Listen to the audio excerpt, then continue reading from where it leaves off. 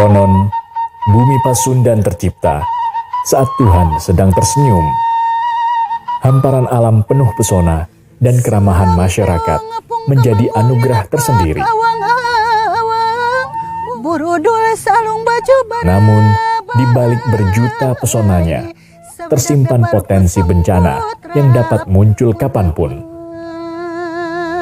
Pas jadi langsung lari Pak ke sini. Saya nyari-nyari dulu keluarga. Setelah ketemu sama keluarga saya, udah selamat semuanya. Sesar gempa di Jawa Barat menjadi ancaman tersendiri bagi warga serta infrastruktur yang dilaluinya. Lantas, apa langkah-langkah mitigasi yang dapat dilakukan saat terjadi gempa bumi?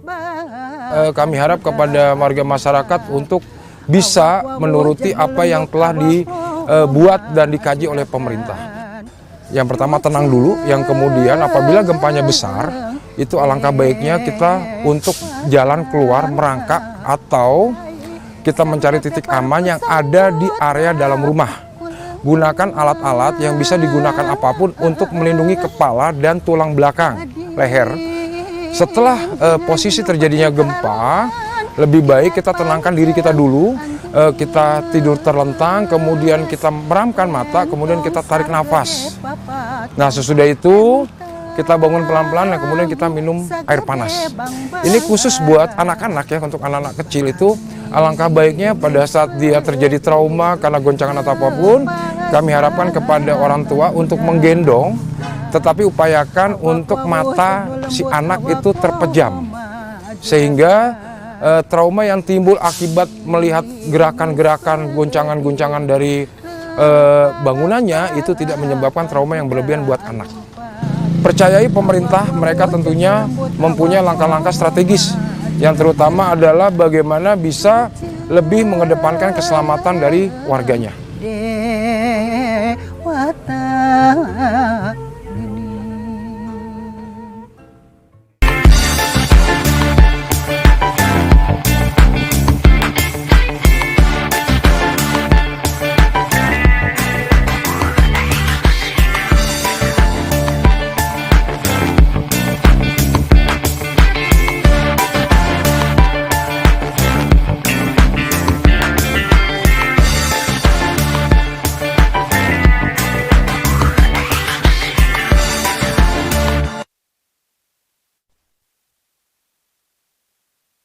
Hilang suara. Palembangisasi ya, Buya ya. Palembang lagi naik daun sekarang nih, bukan Sulawesi.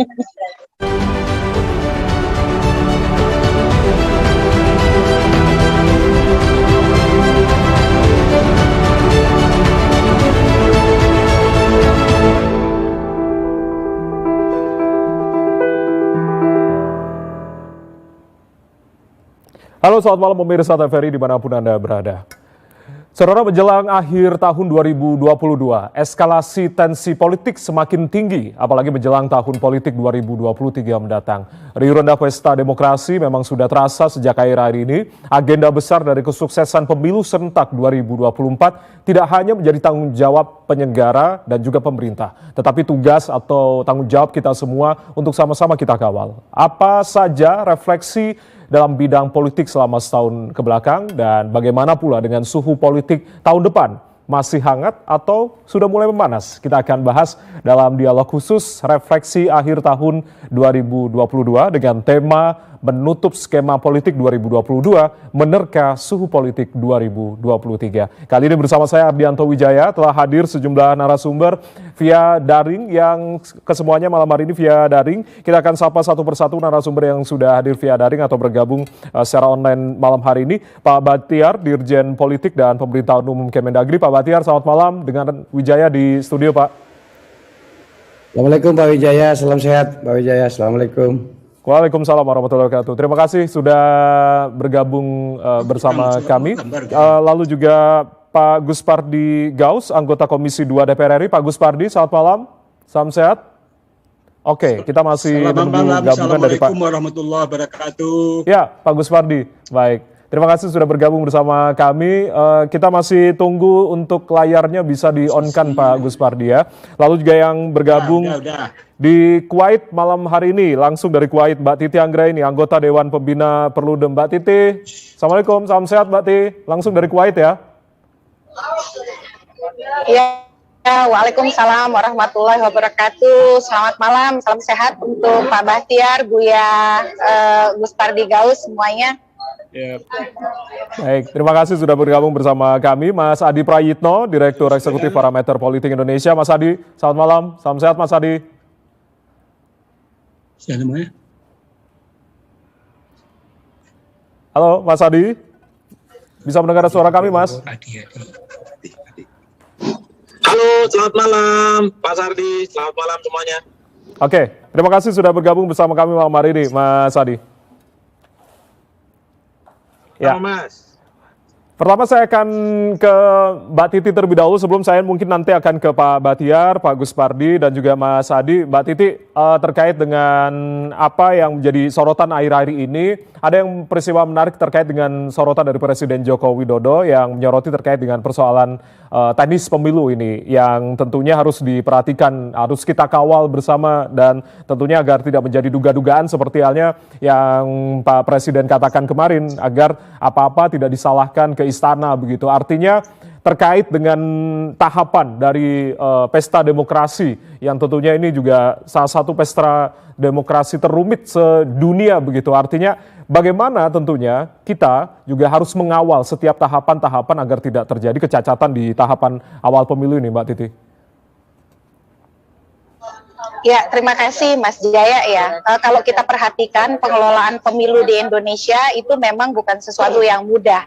Kita menyelenggarakan pemilu serentak satu hari terbesar di dunia yang dikombinasikan dengan keserentakan antara legislatif dan pemilu presiden, ditambah lagi dengan kompleksitas sistem pemilunya yang dianggap sebagai the most complex election system in the world.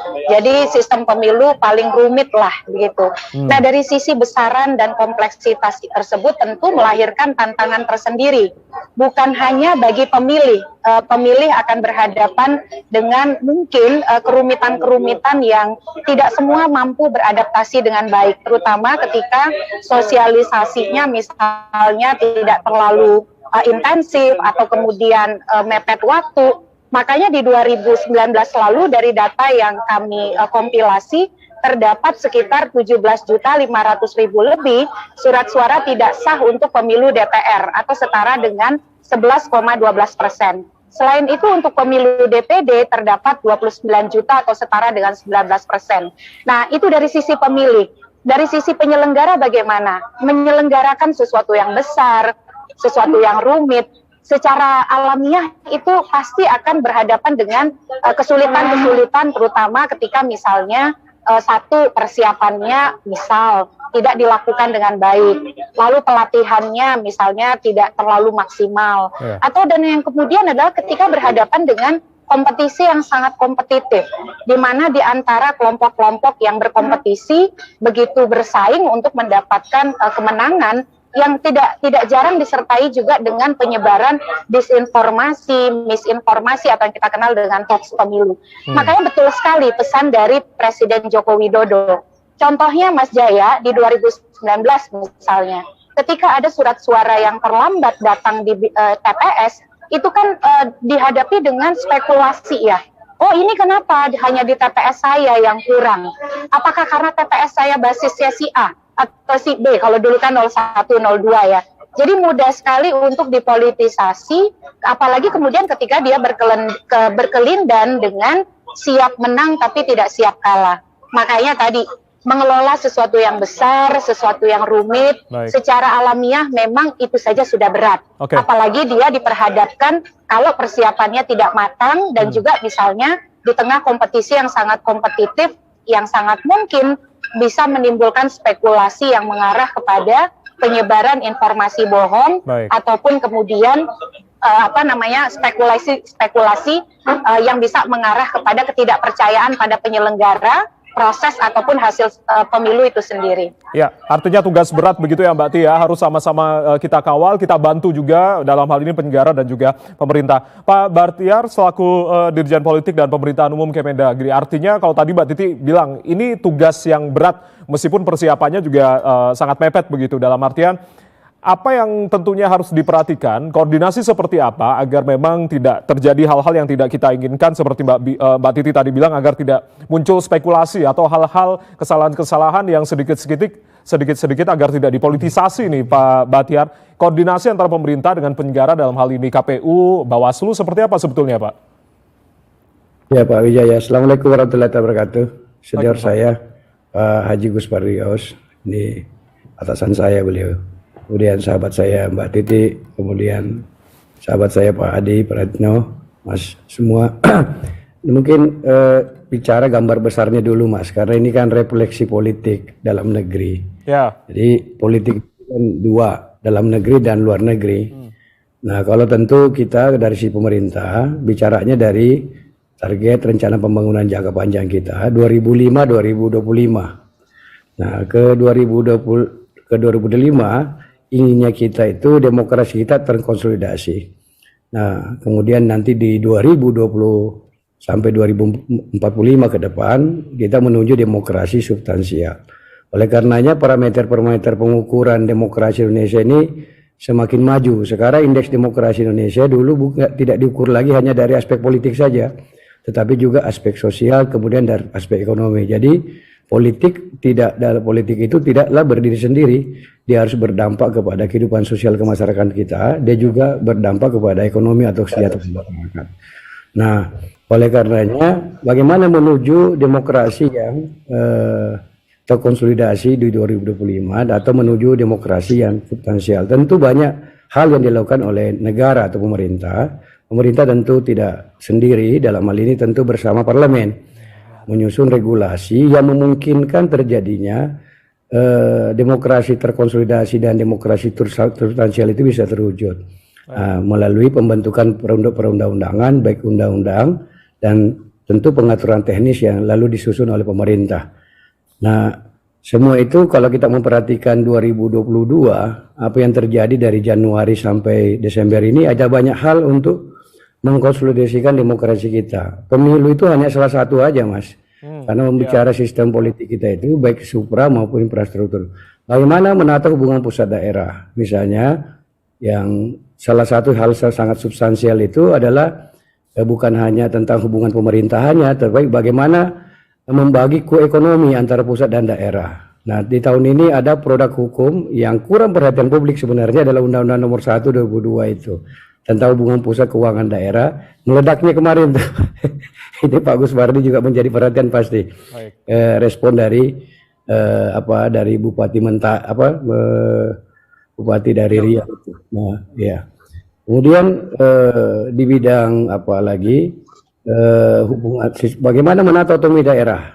Nah, kemudian menata hubungan pusat daerah supaya kesejahteraan juga bisa didirikan daerah. Parlemen sukses tahun ini melakukan DPR dalam hal ini Pak Gus Pardi itu yang sangat getol beliau bersama pimpinan dan anggota Komisi 2 DPR memperjuangkan pemekaran Papua itu. Bagaimana menghadirkan kesejahteraan di wilayah Indonesia di tanah Papua. Papua itu 4,5 kali Pulau Jawa gitu. Jadi Pulau Jawa kalau ditumplek 4,5 kali itu baru luasnya sama dengan Pulau Papua itu.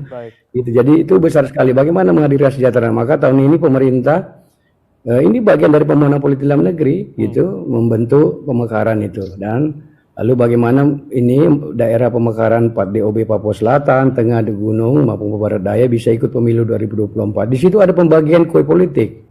Nah lalu ada penambah DPR. Jadi menata sistem. Jadi gini Mas Wijaya. Jadi kita tidak bisa merefleksikan hanya teknis koordinasi. Ini judulnya Anda kasih pada kita. Refleksi politik 2022. Ya. Jadi Papua Barat Daya, Papua Barat. Tentu aspek-aspek itu harus kita lihat utuh dan lengkap. Baik. Bahwa demokrasi kita terkonsolidasi adalah dilakukan proses demokrasi sesuai dengan mandat Undang-Undang 45 adalah kita laksanakan pemilihan pemimpin rutin 5 tahun sekali gitu. Pemilu eksekutif, pemilihan ke presiden, wakil presiden, pemilihan DPD, pemilihan kepala daerah. Baik, Pak Batiar tadi secara umum memberikan gambaran terkait dengan bagaimana refleksi dari politik dalam serentakkan ini di 2024. Ya. Gitu. Nah, jadi itu kesepakatan politik kita melalui undang-undang 2024 memang akan menjadi batu ujian bagi pemerintahan nasional kita, bagi masyarakat politik kita atau siapapun kita, karena kita mendesain sistem politik kita, sama mendesain bagaimana cara memilih pemimpin negeri ini. Kita memilih pemimpin nasional di tahun 2024 yang pemilih presiden, DPR, DPD, dan DPRD maupun pemilihan kepala daerah. Ya. Nah kalau ini kita bisa sukses nanti melalui ini, tahapannya sudah berlanjut sekarang, maka relatif 2024 sampai 2029 itu energi kita sudah terlalu besar lagi effort yang kita harus habiskan untuk sekedar memilih pemimpin. Baik. Jangan setiap tahun kita bicara pemilihan kepala daerah, setiap minggu kita bicara pemilihan kepala daerah, sekali 5 tahun aja. Jadi itu yang cita-cita besarnya. Maka menuju 2024 sejumlah pengaturan sudah kita buat. Nah terakhir kemarin saya ditugaskan membantu Pak Menteri membentuk Perpu nomor Perpu bagaimana mengikut sertakan daerah otonom baru Papua ini bisa ikut pemilu 2024. Nah ini sudah kita lakukan.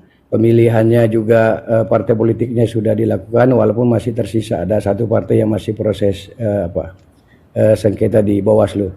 Tapi secara umum sistem politik ini bekerja dengan baik, baik di tingkat nasional maupun cuma memang ada beberapa yang harus mungkin menjadi perhatian pusat maupun pemerhatian kita semua. Ini menata hubungan pusat dan daerah, dan ini juga concern Komisi 2 Pak Haji Guspardi senior saya, karena kejadian daerah merasa otonomi daerahnya masyarakat kurang diberi otonomi, ini bagian yang harus kita diskusikan. Ini korelasinya nanti bagaimana kita menata hubungan pusat daerah, dan hubungannya nanti kita kemungkinannya kita membuka kemungkinan apakah undang-undang pemerintahan daerah hari ini masih kompatibel dengan kondisi dan tantangan lingkungan pemerintahan nasional, lokal maupun global yang berubah. Jadi sistem politik kita terus berkembang dan berubah sesuai dengan perkembangan lingkungan strategis kita. Namun demikian, menurut pandangan kami yang hanya memiliki otoritas membantu menteri untuk mengelola politik dalam negeri, secara umum seluruh target-target yang disusun dalam rencana pembangunan jangka panjang maupun rencana pembangunan jangka menengah kita maupun tahunan itu tadi berjalan dengan baik. Bahkan Pak Batiar, parlemen tahun ini sangat tinggi sekali, produk hukumnya tinggi sekali Pak Haji Guspardi tahun ini, undang-undang banyak sekali yang diproduksi, yang berhasil diselesaikan. Saya kira dengan tantangan ini, apalagi pencapaian indeks demokrasi kita nasional 78,12% dengan 3 parameter, aspek kebebasan, lembaga demokrasi, dan seterusnya itu kesetaraan, saya kira tanda-tanda baik bahwa kita optimis bahwa pembangunan politik dalam negeri kita berjalan di rel yang baik, pun ada dinamika, saya pikir bagian yang harus kita sama-sama kita selesaikan dan masih dalam koridor yang baik gitu. Terima kasih, demikian mungkin ulasan saya Pak Wijaya. Ya. Baik, itu tadi ulasan yang sangat lengkap yang diberikan oleh Pak Batiar, Dirjen Politik dan Pemerintahan Umum terkait dengan kinerja atau sistem politik Indonesia yang bekerja secara baik di 2022. Nanti saya akan minta tanggapan dari Pak Guspardi Gaus, anggota Komisi 2 DPR RI, dan juga Mas Adi Prayitno. Usai jeda kami akan kembali, tetaplah bersama kami.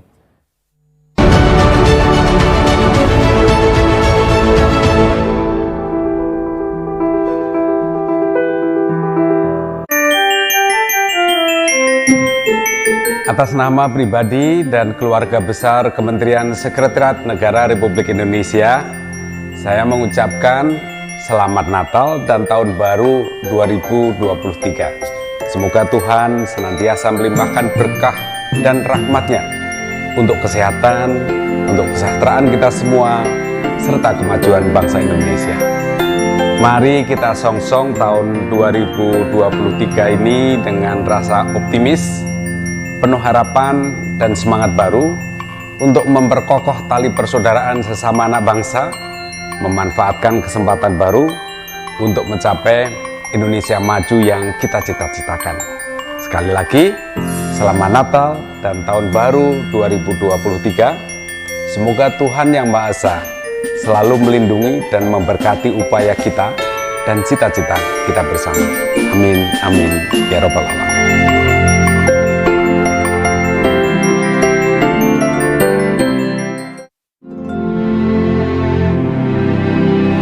Assalamualaikum warahmatullahi wabarakatuh. Shalom, Om Swastiastu, Namo Buddhaya, Salam Kebajikan, Rahayu. Saya Tri Risma Harini, Menteri Sosial Republik Indonesia, mengucapkan seluruh pemirsa selamat Natal dan Tahun Baru 2023 bagi masyarakat Indonesia yang merayakan di seluruh pelosok negeri dan dimanapun berada. Semoga damai Natal tahun 2022 ini memberikan kesemangat pada kita untuk bersama-sama selalu damai, sejahtera, membangun Indonesia tercinta. Dan semoga di tahun yang baru kita semua memiliki semangat baru untuk menghadapi segala tantangan dan diberikan kesuksesan serta kebahagiaan dan kesejahteraan. Mari kita satukan semangat membangun bangsa serta membangun kepedulian terhadap sesama. Indonesia pulih lebih cepat, bangkit lebih kuat. Wassalamualaikum warahmatullahi wabarakatuh. Shalom, Om Santi, Santi, Santi Om. Namo Buddhaya, Salam Kebajikan, Rahayu.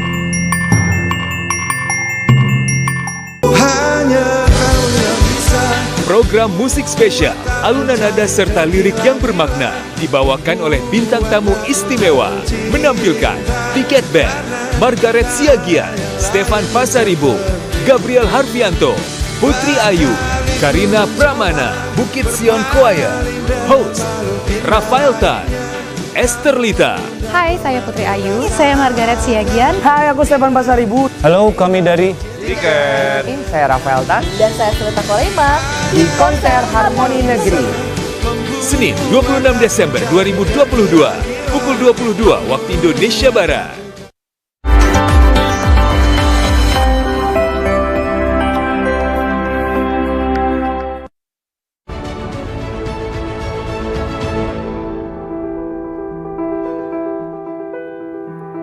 Anda masih bersama kami, program Dialog Khusus Refleksi Akhir Tahun 2022, masih bersama dengan sejumlah narasumber yang hadir, baik secara daring tentunya di malam hari ini Pak Bahtiar, Dirjen Politik dan Pemerintahan Umum Kemendagri yang tadi sudah memberikan ulasan terkait dengan gambaran secara umum di bidang politik, sistem politik yang tentunya tadi sudah diulas oleh Pak Bahtiar. Saya akan minta tanggapan dari Pak Gus Pardi Gaus, selaku anggota Komisi 2 DPR RI. Pak Gus Pardi, tadi mitra Anda Kemendagri, dalam hal ini Pak Bahtiar, Dirjen Politik dan juga Pemerintahan Umum, tentunya sudah memberikan gambaran atau ulasan terkait dengan kinerja sistem politik dalam negeri kita. Apa tanggapan Anda, Pak Gus Pardi? Ya, terima kasih. Saya sebagai mitra daripada penyelenggara pemilu, begitu juga Kementerian Dalam Negeri, tentu memberikan apresiasi yang luar biasa terhadap kerja-kerja yang dilakukan oleh penyelenggara pemilu, begitu juga oleh pemerintah, dalam hal ini Kementerian Dalam Negeri. Ya. Bahwa tahun 2022 sudah dimulai gerakan dinamika demokrasi, karena ketika itu persiapan terhadap pelaksanaan pemilu sudah dimulai. Salah satu di antaranya adalah bahwa Komisi 2 bersama pemerintah dan penyelenggara pemilu sudah menetapkan bahwa pelaksanaan pemilu itu dilakukan pada tanggal 14 Februari tahun 2024. Dan pelaksanaan pilkada dilakukan 27 November 2024. Artinya adalah ini adalah momentum yang luar biasa yang belum pernah dilakukan, di mana ada komitmen dari DPR bersama pemerintah untuk melakukan pemilu yang dilakukan keserentakannya pada tahun 2024 itu. Ini adalah momentum yang luar biasa, tentu kerja keras secara perencanaan yang matang dan dilakukan secara komprehensif, terstruktur dan masif. Ini adalah sesuatu keniscayaan yang harus dipersiapkan oleh penyelenggara pemilu. Memang banyak dinamika yang terjadi pada tahun 2022 ini. Seperti adanya dinamika bahwa jauh-jauh hari yang pada periode-periode sebelumnya belum pernah dilakukan. Seperti terbentuknya koalisi partai politik, yaitu P3, PAN, dan Golkar yang tergabung dalam KIP dalam upaya untuk mencari sosok siapa yang akan diusung untuk calon presiden dan wakil presiden. Walaupun pada hari ini belum ditetapkan orangnya. Begitu juga dari Partai Nasdem, di mana sudah mengusung calon presiden yang wakilnya belum ditetapkan, walaupun belum memenuhi kuota sebagaimana persyaratan pencalonan itu minimal 20%. Ini adalah sesuatu pencerahan yang diberikan kepada masyarakat, dan ini tentu harus dibangun bagaimana kita tidak mencari kucing dalam karung. Dari awal-awal di mana partai-partai politik sudah memberikan pencerahan, sudah menyampaikan bahwa partai politik itu bergabung, ada aliansi dan lain sebagainya. Ini tentu sesuatu yang perlu kita bangun dan kita pelihara, jangan dijegal dan lain sebagainya. Biarlah berjalan seperti air mengalir. Yang perlu juga dicatat adalah adanya kesepakatan sebagaimana saya katakan tadi, dengan ditetapkannya pemilu tanggal 14 Februari sesuai dengan Undang-Undang Nomor 7 Tahun 17, di mana sekarang ini sudah dirubah menjadi Perpu karena adanya daerah otonomi baru di 4 provinsi sebagaimana dikemukakan oleh Pak Bakhtiar tadi. Oleh karena itu, pelaksanaan pemilu ke depan itu tentu berdasarkan Undang-Undang Perpu nomor 1 2022. Oleh karena itu tentu terjadi perubahan anggota DPR, tadinya adalah berjumlah 575, dengan adanya DOB di 4 provinsi di Papua menjadi 580. Begitu juga tambahan anggota DPD di 4 provinsi yang ada itu. Ini adalah sesuatu yang perlu juga disikapi oleh partai-partai politik ataupun individu-individu yang ingin maju sebagai anggota DPD. Yang juga tidak kalah menarik adalah isu-isu tentang 3 periode. Ini berkembang, tentu kita berharap bahwa isu-isu itu harus dihentikan. Sebagaimana saya selalu mensinyalir di berbagai mass media, beberapa kali saya mengatakan bahwa Komisi 2 tidak pernah berbicara, tidak pernah mendiskusikan, tidak pernah rapat berkaitan adanya isu-isu tentang 3 periode. Kita on the track sesuai dengan Undang-Undang Nomor 7 Tahun 17, Undang-Undang Nomor 10 Tahun 2016. Itulah langkah-langkah persiapan yang kita lakukan antara Komisi 2 bersama pemerintah, dalam hal ini diwakili oleh Menteri Dalam Negeri dan penyelenggara pemilu, yaitu KPU, Bawaslu, DKPP. Dan yang lebih ironis sekarang ini, isu yang berkembang adalah bahwa KPU disorot oleh NGO, di mana ketika dilakukan verifikasi faktual, ada indikasi, ada dugaan terhadap adanya sesuatu yang tidak mengembirakan. Tentu ini juga kami sebagai mitra Komisi 2 terhadap penyelenggara pemilu itu, tentu saya sebagai pribadi merasa prihatin, di mana saya mengatakan di CNN agar persoalan-persoalan itu dilakukan secara jernih, harus disampaikan secara transparan dan akuntabel, dan jangan takut terhadap isu-isu itu kalau memang KPU tidak melakukan apa yang diisukan tersebut. Artinya Pak Gus Pardi setelah reses ini harus segera dipanggil ya penyelenggara dalam hal ini KPU dan juga Bawaslu terkait dengan laporan dugaan dalam verifikasi faktual begitu. Kita tunggu nanti setelah reses di bulan Januari. Ya, saya memang sudah menyatakan di berbagai mass media dan juga yang disampaikan oleh Pak Doli.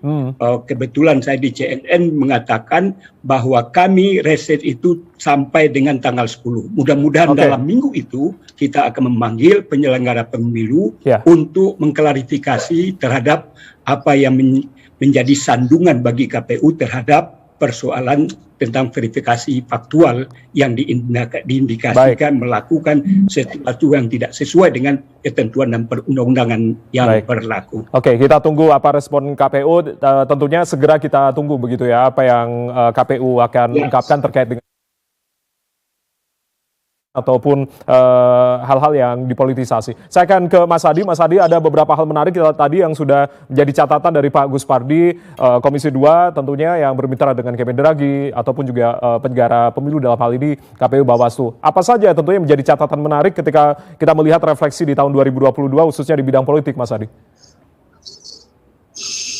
Ya, saya kira ada dua hal yang cukup mencolok. Pertama, tahun politik itu datang jauh lebih cepat dari prediksi-prediksi sebelumnya.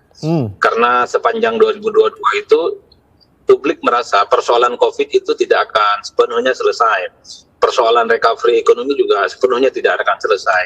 Tapi nyatanya di tahun 2022 ini poros-poros politik yang sudah disebutkan oleh Pak Gus Pardi tadi itu sudah bermuncul. Ada Koalisi Indonesia Bersatu, ada kemudian Nasdem yang mendeklarasikan Anies Baswedan sebagai kandidat Capres 2024 yang saya sebut ini sebagai pemantik huru-hara dan dinamika politik yang sampai sekarang cukup luar biasa, bahkan dikaitkan dengan reshuffle yang belakangan ini berkembang. Ada juga poros politik yang kemudian dibuat oleh Gerindra dan PKB, termasuk juga bagaimana PDIP sampai saat ini belum menentukan pilihan politik kira-kira siapa yang akan diusung maju, apakah Puan Maharani ataupun Ganjar Pranowo. Saya kira konfigurasi politik ini menurut publik, menurut banyak orang, datang terlampau cepat karena prediksi ini sebenarnya akan muncul awal-awal bulan Januari di tahun 2023 ya Mas Jaya, tapi nyatanya datang lebih awal. Dan yang menarik tentu saja bagi saya adalah di tengah konfigurasi politik ini, tahapan pemilu juga sudah mulai dilakukan oleh KPU. Ada verifikasi faktual, ada verifikasi administrasi dan pengumuman partai politik peserta pemilu 2024 yang menurut saya ini akan menandai kick-off pemilu, kick-off politik elektoral yang akan kita gelar 14 Februari 2024 yang akan datang. Tapi pada saat yang bersamaan, di tengah hiruk-pikuk, di tengah konfigurasi, di tengah bagaimana KPU sudah menetapkan peserta pemilu, kita juga dihantui oleh kegalauan politik yang tidak berkesudahan. Indikasinya ada dua. Di sepanjang 2022 ini, masih saja ada manuver-manuver elit, relawan-relawan politik yang mencoba untuk menghembuskan isu yang terkait dengan penundaan pemilu. Bahkan secara deklaratif misalnya ada yang mencoba untuk mengusung jabatan presiden 3 periode. Itu adalah hal-hal yang menurut saya sebagai bentuk kegalauan. Pada saat yang bersamaan anggota DPR Komisi 2 dengan pemerintah sudah sepakat secara definitif 14 Februari itu ditetapkan sebagai tanggal pelaksanaan pemilu serentak 2024. Tapi pada saat yang bersamaan elit politik secara silih berganti bahwa mereka mengimbau seakan-akan pemilu di 2024 itu ya perlu ditinjau ulang. Yang itu artinya sangat mungkin penundaan pemilu akan terjadi. Dan pada saat yang bersamaan juga Mas Jaya, kalau kita lihat poros-poros politik ini kan terjebak pada kegalauan yang akut. Di internal PDIP belum jelas siapa yang akan diusung ya, apakah Puan ataupun Ganjar Pranowo. Begitupun dengan poros Koalisi Indonesia Bersatu yang digagas oleh partainya Bang Gus Pardi ini. Sampai saat ini juga belum jelas kira-kira siapa capres dan cawapresnya yang akan diusung. Bahwa muncul nama Ganjar Pranowo, bahwa muncul ada Pak Erlangga, sayup-sayup juga muncul Ridwan Kamil dan Erick Thohir. Tapi sampai saat ini secara definitif pembicaraan itu belum sepenuhnya tuntas bisa ditangkap oleh publik. Begitupun dengan Gerindra dan PKB, sekalipun mereka sudah deklarasi, tapi nyata-nyatanya Muhaimin Iskandar tak kunjung mendapatkan lampu hijau dari Prabowo sebagai pasangannya. Baik. Bahkan PKB mengancam akan keluar dari koalisi andai tidak dipinang sebagai calon wakil presiden oleh Prabowo Subianto. Itu artinya semua serba galau. Bahkan poros perubahan politik yang digagas oleh Nasdem katanya sampai sekarang nggak berani terang-terangan sebagai antitesa dan menantang kekuasaan politik pemerintah. Nasdem misalnya nggak berani. Anies itu adalah sosok yang akan berbeda secara diametral dengan Jokowi. Sekalipun ada poros perubahan yang mereka bentuk. Bahkan ketika ada elit Nasdem yang menyatakan Anies itu antitesa Jokowi, malah justru dinonaktifkan. Ini bukan poros perubahan politik, tapi poros perubahan politik yang juga akan ternyata ingin melanjutkan apa saja yang sudah dilakukan oleh Jokowi. Poros perubahan ini juga tidak jelas, karena PKS dan Demokrat mematok harga mati kader terbaik mereka gitu ya, untuk mendampingi Anies Baswedan untuk maju di Pilpres 2024. Ini adalah tahun kegalauan politik yang menurut saya di awal Januari, di awal Februari akan terus berlanjut. Bagaimana dinamika politik kita itu agak rumit ditebak, tidak bisa dibaca secara hitam putih semudah yang kita bayangkan. Karena pada prinsipnya penetapan calon presiden secara definitif itu baru nanti Oktober 2023 yang akan datang. Ada sekitar 8 bulan yang kemudian waktu yang menurut saya juga cukup panjang. Bagaimana partai-partai ini sedang melaksanakan ikhtiharoh politik untuk memilih teman koalisi, untuk memilih kandidat capres yang akan mereka usung. Karena pada prinsipnya mereka akan bertanding untuk menang, bertanding bukan hanya untuk sekedar pelengkap penderita, iseng-iseng gitu, hanya sebatas kontestan untuk tidak memenangkan pertarungan secara politik. Jadi bagi saya, poros politik yang sudah terbentuk ini cukup dinamis, tergantung bagaimana keputusan-keputusan elit partai yang akan menentukan segala-galanya. Suka tidak suka, negara kita ini kan dikuasai bahkan dikendalikan oleh elit-elit partai politik yang saat ini berkuasa di Senayan.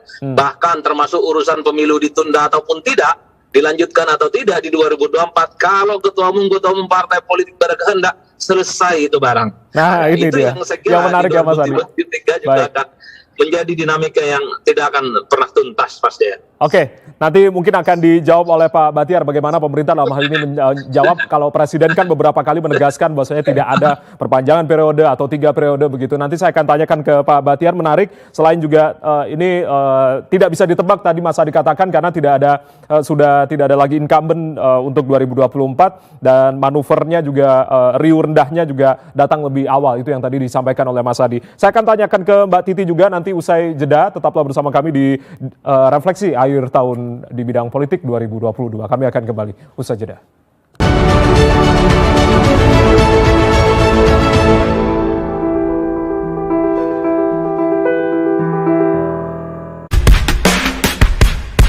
Jangan lewatkan lanjutan laga EFL Championship pekan ini. Luton versus Norwich, Selasa 27 Desember 2022, pukul 2 waktu Indonesia Barat. Dilanjutkan laga Bolton versus Derby County, pukul 21.30 waktu Indonesia Barat. Hanya di kanal digital TVRI Sport.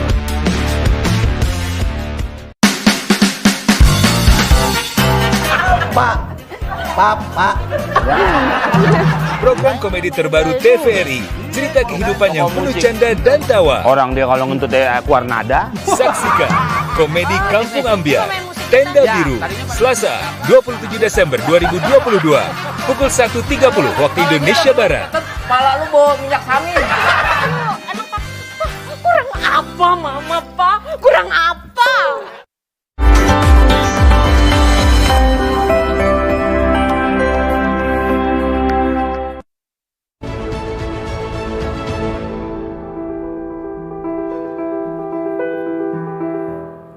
Ya, Anda masih bersama kami di Dialog Khusus Refleksi Akhir Tahun 2022, menutup skema politik 2022, menerka suhu politik 2023. Masih bersama saya Ardianto Wijaya dan sejumlah narasumber, Pak Batiar dari Kemendagri, Mbak Titi dari Perludem, lalu Pak Gus Pardigaus, Komisi 2 DPR RI, Mas Adi Prayitno dari Direktur Eksekutif Parameter Politik Indonesia. Saya akan ke Mbak Titi masih bergabung bersama kami ya Mbak Titi?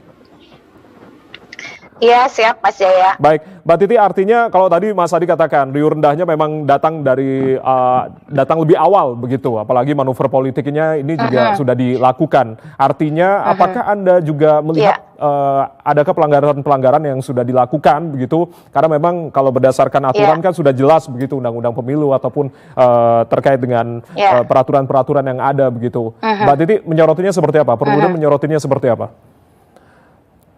Iya, Mas Jaya, secara teknis sebenarnya KPU mestinya lebih mampu menyiapkan segala sesuatunya. Karena mengapa? Dari sisi regulasi kan tidak berubah ya, undang-undang pemilunya tetap sama. Meskipun terbit Perpu, tapi itu kan dibatasi untuk daerah otonom baru dan ada beberapa perubahan, tetapi saya kira tidak terlalu fundamental.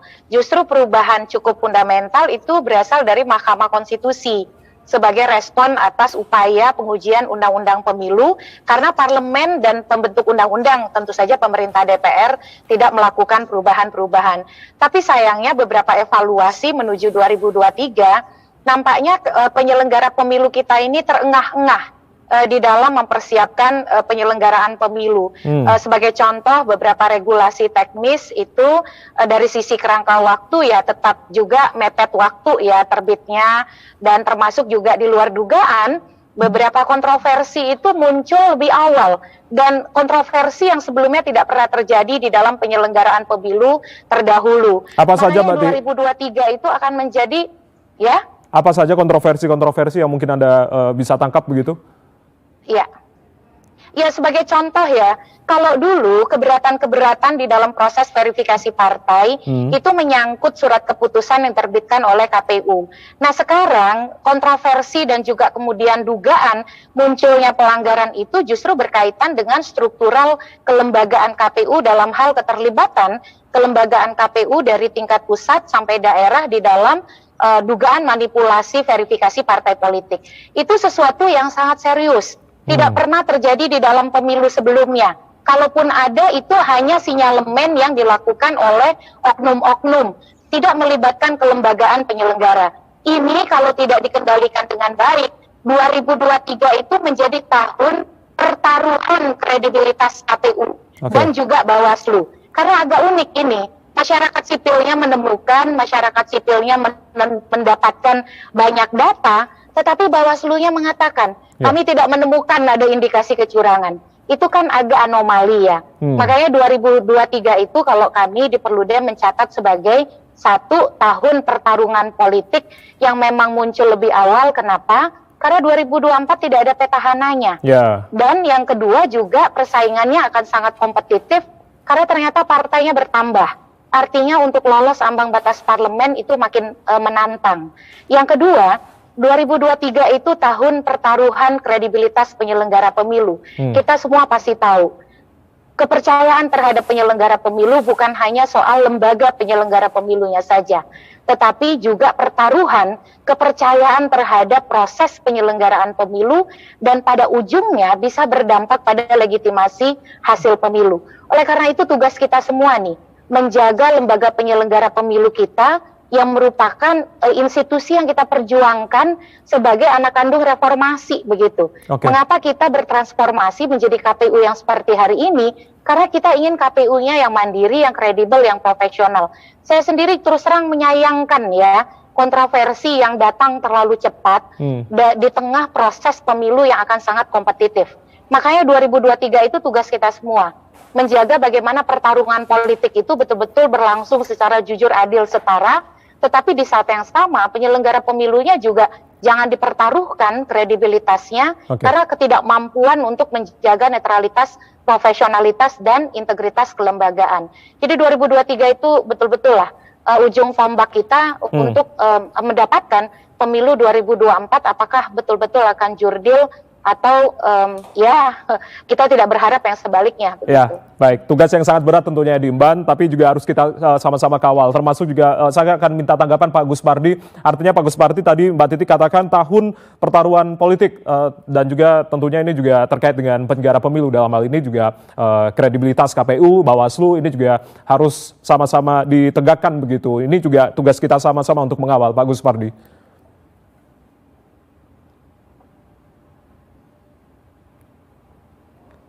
Pak Gus Pardi sepertinya mikrofonnya belum di-on-kan. Bisa dinyalakan, Pak?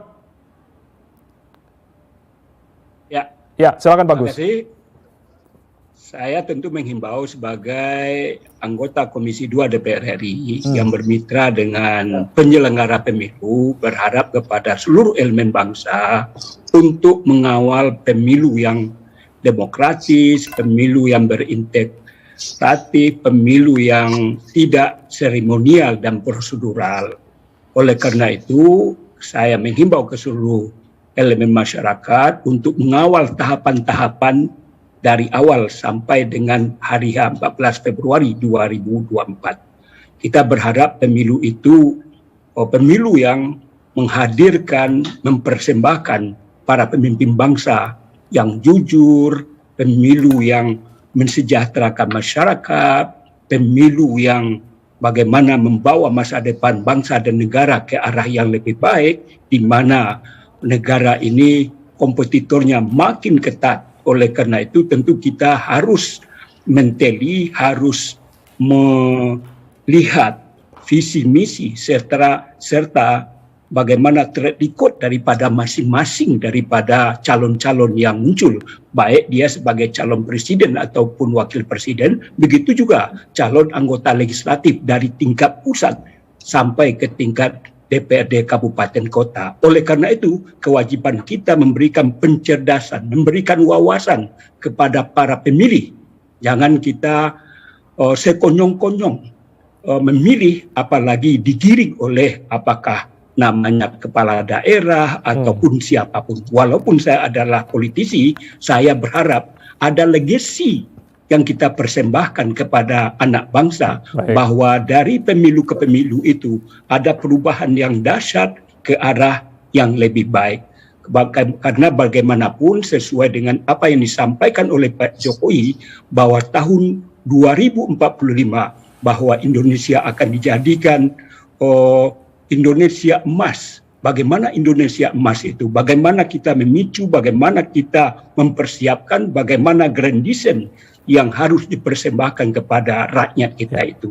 Oleh karena itu, ini tentu momentum yang luar biasa manakala pelaksanaan pemilu ini dari awal sudah terjadi dinamika yang kurang menyenangkan. Oleh karena itu, KPU Bawaslu tentu harus kita kawal bersama-sama, di mana pada hari ini banyak sorotan, banyak kritikan, banyak juga kerja-kerja yang mereka lakukan disorot oleh NGO, dan ke depan tentu kita harap trust daripada KPU dan Bawaslu serta DKPP sebagai penyelenggara pemilu menghindari segala sesuatu intervensi dari siapapun, baik dari DPR maupun dari pemerintah.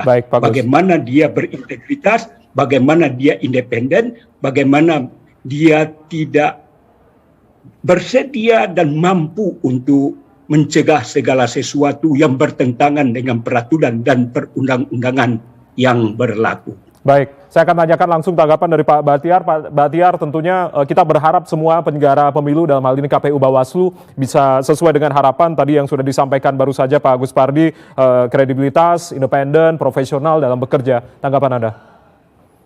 Ya. Jadi saya setuju ya dengan narasumber sebelumnya bahwa pemilu itu bukan sekedar ritual 5 tahunan ya.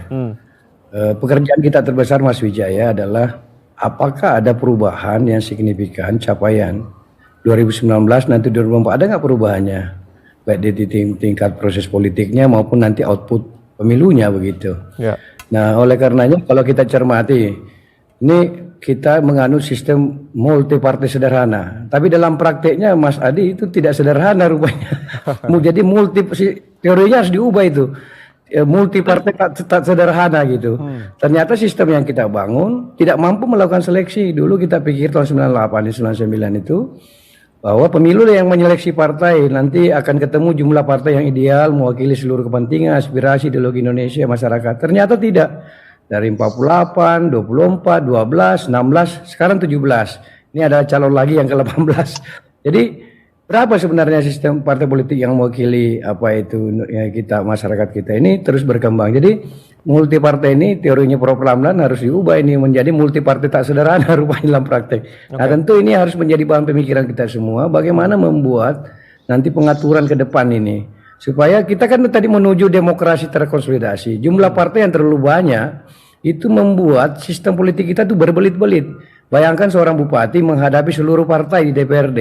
Kalau bicara 10 menit saja itu 100 menit itu. Jadi pengambilan putusan negara, pemerintah menjadi bertele-tele. Tapi jumlah partai yang sangat sedikit di parlemen juga potensi terjadi otoritarisme atau hegemoni gitu eksekutif. Nah ini pekerjaan yang harus kita selesaikan dalam jangka panjang. Jadi saya kalau pemilunya sendiri kan ekosistem pemilunya kan yang harus kita lihat penyelenggaranya, pemerintahnya, partai politiknya, masyarakatnya. Nah, yang harus kita cermati agak serius mungkin masyarakatnya. Nanti 2023, 2024 sejauh mana keterlibatan masyarakat. Soalnya 2019 yang lalu itu udah terlanjur tinggi itu capaiannya gitu. Itu targetnya 77,5% dan dicapai 81, sekian persen untuk tingkat partisipasi publik. Luar biasa kan pencapaian dulu. Nah, bagaimana bisa nggak tercapai? Tetapi kan bukan partisipasi mobilisasi juga yang kita harapkan. Semakin cerdas nggak rakyat kita memilih? Jangan memilih karena faktor money politik. Ada nggak perubahan? Kalau yang proses politik dan output politiknya 2019 ke 2024 tak ada perubahan, artinya demokrasi terkonsolidasi itu tidak tercapai yang kita hendak capai itu. Artinya kita harus pikirkan lagi nih, instrumen hukum apa yang harus kita buat, paket undang-undang politik, baik undang-undang partai, undang-undang pemilunya, undang-undang pemerintahannya, dan undang-undang susduk, dan berbagai macam model-model yang harus kita pikirkan kembali. Bagaimana ini? Kok apa itu alat yang kita siapkan ibarat pertandingan ini sudah semua selesai nih Mas ini. Lapangannya sudah siap, wasitnya, semua sudah siap. Tapi sistem ini kok tidak mampu misalnya menyeleksi misalnya lebih baik misalnya kualitas pemimpinan di nasional dan daerah seperti apa, kualitas parlemennya menjadi lebih baik, kualitas pemimpin daerah yang disinggung Pak Gus Pardi tadi, kepala daerahnya menjadi lebih berkualitas yang terpilih gitu. Praktek korupsi menjadi lebih berkurang misalnya gitu. Kalau itu tidak semua berubah, tentu ini akan mengevaluasi kita. Oleh karenanya, ini kita sistem sudah ada. Ini benar-benar yang kalau saya yang tahun 2023 yang harus kita dorong partisipasi publik ini. Jangan sampai mengendor. Partisipasi publik ya, Pak Batiar ya. Baik. Kontrol sipil ini cenderung melemah beberapa tahun terakhir ini. Bandingkan coba situasi tahun 99. Kemudian 5 tahun kemudian dan hari ini. Nah harapan kita satu-satunya sekarang pers ini. Nah kalau persnya pun juga pelan-pelan tidak mampu menjadi kontrol, maka suprastruktur politik tidak mampu dikontrol oleh infrastruktur politik. Saya percaya sistem kita hari ini masih baik. Sehebat apapun supra politik ini mau berkolusi ibaratnya, kontrol infrastrukturnya politik kita agak kuat Pak Adi. Jadi dalam hal itu saya tidak sepakat dengan Mas Adi. Gitu. Saya percaya dengan kekuatan infrastruktur politik Indonesia akan mampu mengontrol siapapun yang akan melakukan penyimpangan terhadap konstitusi dan sistem politik kita. Sistem politik Pak Batiar, kita minta tanggapan dari Mas Adi. Siapapun yang coba-coba keluar dari sistem, dia akan terhempas oleh sistem ini. Saya percaya ini sudah dilakukan dengan baik oleh penyelenggara maupun parlemen, tetapi memang ada catatan-catatan yang harus kita sama-sama kawal. Supaya ada perubahan dari waktu ke waktu. Kalau tidak ada perubahan, kita sudah terima catatan kita sama-sama yang harus kita perbaiki dan lihat kembali. Kita sudah tangkap Pak maksud Anda. Ya, baik. Mas Adi minta tanggapan dari apa yang tadi sudah diungkapkan Pak Batiar. Singkat saja Mas Adi. Ya, saya kira memang semua orang bersepakat bahwa di 2024 siapapun yang menang pemilu, siapa yang menang pilpres dan pileg, kualitas demokrasi dan kualitas kepemimpinan kita mestinya jauh lebih hebat lompatan-lompatan ke depannya ya. Cuman kalau kita melihat pada keputusan yang sudah dikeluarkan, hasil kesepakatan antara DPR dan pemerintah, bahwa waktu kampanye itu hanya 75 hari, kok rasa-rasanya saya pesimis bisa menangkap dan bisa memilih seorang karakter pemimpin, entah itu presiden ataupun pileg, itu sesuai dengan keinginan kita secara bersama.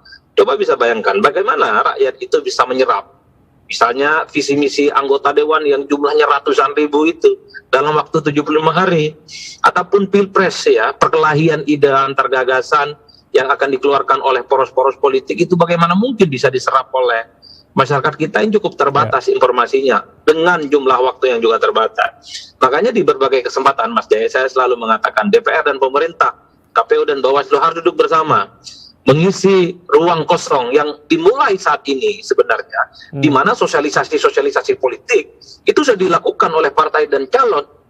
Itu yang tidak diatur. Bagaimana misalnya melaporkan partai politik ataupun calon tertentu yang jelas-jelas melakukan safari dan kampanye ke berbagai tempat. Banyak orang gelisah, itu dianggap sebagai curi start. Tapi tidak ada peraturan yang kemudian bisa mendelik itu semua. Sementara kick off pertandingan yang sesungguhnya, kampanye yang sesungguhnya itu dimulai baru awal November nantinya. Oleh karena itu, ruang terbuka yang saya sebut sebagai ruang kekosongan sangat mungkin akan memunculkan huru-hara politik, terutama adalah poros-poros politik yang belum punya capres, sementara yang lain sudah punya capres dan keliling ke berbagai tempat. Nah, poros KIB misalnya tentu agak risau ini, karena poros yang lain sudah keliling capresnya, sementara capres KIB sampai sekarang belum diumumkan ini. Apakah Ganjar Pranowo, apakah Erlangga Hartarto, apakah Erick Thohir ataupun seterusnya. Ini yang saya kira menjadi ruang yang saya sebut sebagai ruang brutal, di mana partai ataupun calon, bahkan caleg-caleg tertentu sudah melakukan kampanye secara terbuka. Tapi sekali lagi itu tidak bisa disebut sebagai pelanggaran kampanye, apalagi curi start, karena KPU tidak mengatur itu semua, yaitu kampanye di luar jadwal yang saya sebut tidak ada klausulnya dalam Undang-Undang Nomor 7 2017. Artinya memang harus ada aturan begitu, atau saya minta tanggapan dari Mbak Titi singkat saja karena waktu kita juga sangat singkat terkait apa yang tadi sudah diungkapkan Mas Adi. Memang harus diatur untuk kampanye di luar jadwal atau seperti apa sebetulnya? Karena memang ada salah satu yang sudah diusung oleh salah satu parpol begitu, capres dalam hal ini melakukan safari politik. Mbak Titi, singkat saja Mbak. Ya memang harus diatur Mas Jaya, karena bukan hanya soal akses pada kesetaraan kompetisi yang adil ya, tetapi juga untuk memastikan akuntabilitas pendanaan. Karena bagaimanapun aktivitas mereka berkedok sosialisasi atau apapun itu pasti ada ekses pendanaannya. Dan karena mereka menuju kompetisi yang merebut jabatan publik, maka mestinya akuntabilitasnya harus terbuka, transparan, dan bisa diakses oleh publik. Sekarang kan kita agak susah mau bergerak, menagih akuntabilitas, ruangnya abu-abu karena tidak ada pengaturannya. Sesuatu yang kita sudah ingatkan sejak lama. Risiko masa kampanye yang pendek, sementara jaraknya sangat jauh dengan penetapan partai politik peserta pemilu, apa eksesnya? Pasti kampanye di luar jadwal. Tidak mungkin orang yang sudah berstatus peserta pemilu, partai politik, tidak melakukan aktivitas elektoral. Termasuk juga mereka yang ingin menjadi calon. Nah sayangnya kayaknya tadi ya, KPU itu kayaknya agak terengah-engah, makanya kita harus ingatkan terus. Mas Adi harus lebih lantang lagi nih suaranya. Apalagi Pak Bahtiar, karena produknya Pak Bahtiar itu termasuk juga. Baik. Jangan itu nanti jadi alasan untuk melakukan penundaan pemilu ya, KPU Bawaslu. Enggak dong. Jangan ada ya. Jangan ada bahasan itu lagi ya. Harus luber jurdil, dan harus tepat waktu dan sesuai jadwal. Jadi sesuai jadwal luber jurdil itu satu paket Mas Adi. Sesuai dengan perintah konstitusi, luber jurdil setiap 5 tahun sekali, tidak boleh ditawar-tawar. Itu harapan kita semua. Begitu ya Buya ya. Kita harus kawal bersama ya, Mbak Titi, Mas Adi, Buya, dan juga Pak Bahtiar tentunya. Terima kasih sudah bergabung bersama kami, Mbak Bahtiar, Mbak Titi, Pak Guspardi, Mas Adi. Terima kasih, salam sehat selalu, Bapak-bapak. Mbak Titi, terima kasih. Terima kasih Pak Haji Guspardi. Dan saudara, demikianlah dialog khusus refleksi akhir tahun 2022 dengan tema menutup skema politik 2022, menerkasu politik 2023. Saya Ardianto Wijaya, mewakili teman-teman yang bertugas, ucapkan terima kasih atas kebersamaan Anda. Tetap saksikan TVRI Media Pemersatu Bangsa. Selamat malam, sampai jumpa.